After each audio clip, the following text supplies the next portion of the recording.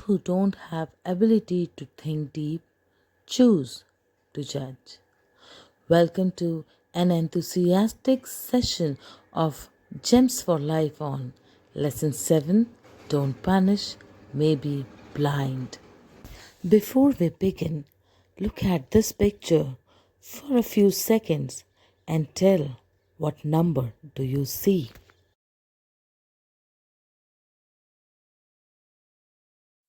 Feeling confused because you're not able to decide whether it's 6 or 9. Let me confirm, none of you is wrong. The fact is, you decide the number according to the way you see it. And this is how we make judgments in our life. But remember, don't judge people for the choices they make. You don't know the options they had to choose from. So when I presented you this picture, I was aware by the fact that you all will have different digit as your answer. This is how we should understand the situations. Everybody is different, so we should not judge. Instead, we should understand everything and we should confirm all the facts before judging. Now, there is a wonderful incident given on page number 37 in your book. Early morning, a man was looking at the garden of colorful flowers. He was getting ready to ride. Suddenly, he saw a strange man is entering his beautiful garden and walked over the tiny, beautiful flowers, crushing them all underfoot. He could not control his anger. He kept his pen and paper on the table and ran towards him, caught him by neck and pushed him out of the garden. But shockingly, he identified that the stranger was blind.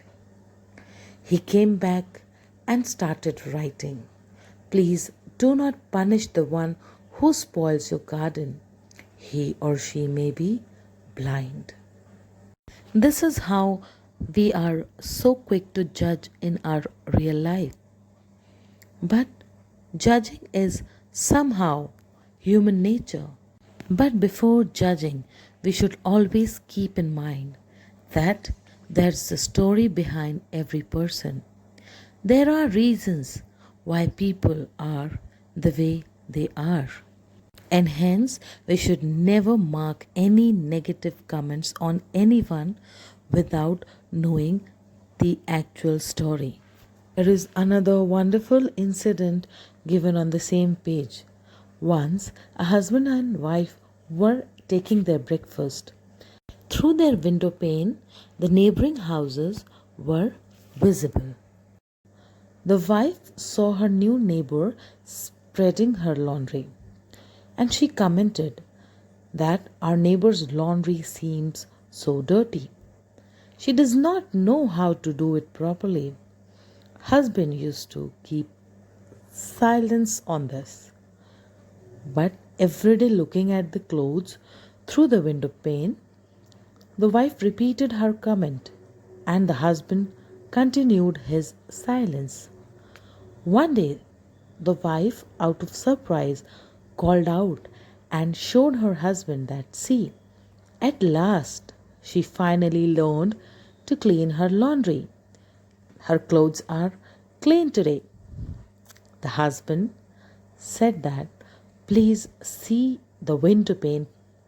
Today I cleaned it. Through what window you're looking out at others is very important.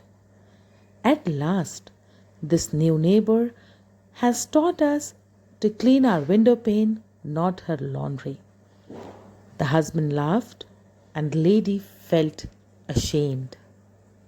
We tend to judge people because judging is human nature. Although we know all the disadvantages of judging blindly. So what should we do when we know that we'll not stop judging? Well, first of all, we should change the factors which influence us while judging. The most common mistake is that we judge people by their behavior and also sometimes by appearance. Although when we judge ourselves, we only see our intentions. So, the proper way is we should have a point of view towards judging. We should develop acceptance, compassion, and understanding towards the choices of people because, anyhow, we will never stop judging. So, for the guidance in a nutshell, I here present to you a few principles of judgment.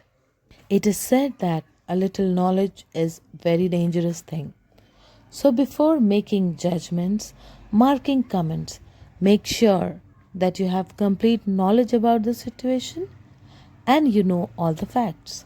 If you still feel like judging, then place yourself in the same scenario and then think what you would have done in that situation.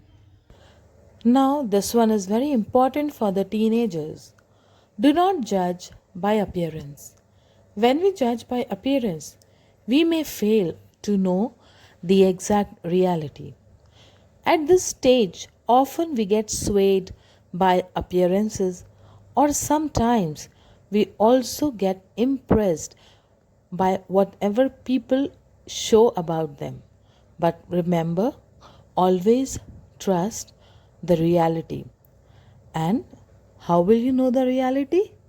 Simple, according to principle number 1, you should be well aware about all the facts. Now, the fourth principle is again related to knowledge and facts. Simple, there is a reason behind everything. So, similarly, there is definitely a reason why a person behaves or acts in a particular way. So, again, the things come to knowing all the facts. And above all, we have no right to look down on anyone. When we put accusations on others, that clearly reflects our own limitations and insecurities. We do not judge people according to their situation. It's very simple that we judge people by our own experiences. So, whatever we conclude, we define it by our experiences. In the other way, we are defining ourselves. The last principle of judgment is very, very interesting. Never judge others by someone else's opinion because those who understand will never judge and those who judge will never understand. By all these principles, it is clear that a big part of judging relies on knowing facts, having a positive mindset, and also keeping complete knowledge about the situation so that whatever we conclude that should match our actions and our intentions. Then we will never fail to judge anyone in a wrong way. Now, before moving to the next topic, I'll tell you something very interesting about this statue, which we have almost seen many times. This statue, which can be seen in courtrooms, which we have often seen in paintings, sculptures, we often call it Lady of Justice or Goddess of Justice. But what is the story behind the statue? What is the concept or the idea of placing this statue? Well, this is actually allegorical representation of the moral force in judicial system. It has been claimed to be adapted from Lustitia, goddess of justice according to Roman mythology, or Themis, which is Greek goddess of divine justice, wisdom, and also interpretation of God's will.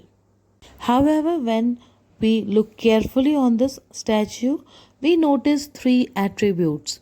The first one is blindfold, which tells that judgment of the court will be only guided through evidence and the law. Second one is the beam balance in hand, which ensures fair and equal administration of the law under judicial system.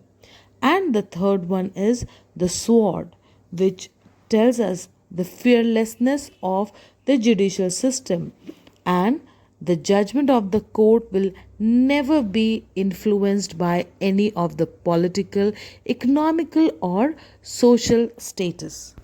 So, this is the magnitude of judgment through the court. How can we be so quick to give our judgment on any issue then? There is no example in this world which could portray fair judgment better than this statue. Life is all about perspective. If you will change your perspective, definitely your mindset will change, and so will be your judging. You might be wondering how. So, here I am sharing you another incident of a classroom. Once a teacher showed the students a paper with a black ink spot having 1 centimeter radius, then asked them to write what they see. Immediately, most of the students started writing, and they came up with different answers. Like there's a big black spot, almost 1 centimeter radius. It's almost at the center. It is very black. It is spoiling the paper, and so on. But Kiran was an exception in the class. She thought in a different way, with a different perspective.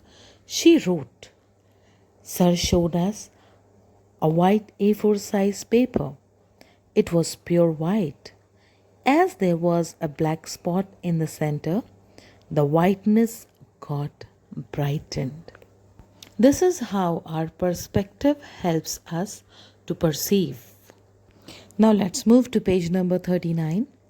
Once a man was moving up and down through the corridor of the operation theatre. In between, he came to the entrance and asked, "Will the doctor come?" When he did not get any positive answer, he waited impatiently outside the theatre. As soon as the doctor entered, he shouted, "Where were you? Don't you have the sense of responsibility? My son is sinking." The doctor replied peacefully, "I am sorry. I was not in the hospital." He shouted many more things out of his anger. The doctor seemed composed. He replied, "I will do my best. Please pray to God. Life is in God's hand," he said quietly, and rushed to the operation theatre. The man murmured angrily, "I do not need anyone's advice." After a few hours, the doctor came hurriedly. "Your son is saved. Thank God." And he disappeared. The man approached the nurse and asked, "What a doctor! Why did he rush? Does he not have good manners?" With tears in her eyes, the nurse said, "The doctor has lost his son yesterday in a road accident. The funeral is today. When we called him, he rushed to save your son. Now he has gone to attend the funeral." Now I hope you all understood the importance of principles of judgment. Always remember, if we could look into each other's hearts and understand the unique challenges each of us face, I think we would treat each other much more gently, with more love, patience, tolerance, and care. As Mother Teresa said it, if you judge people, you will have no time to love them.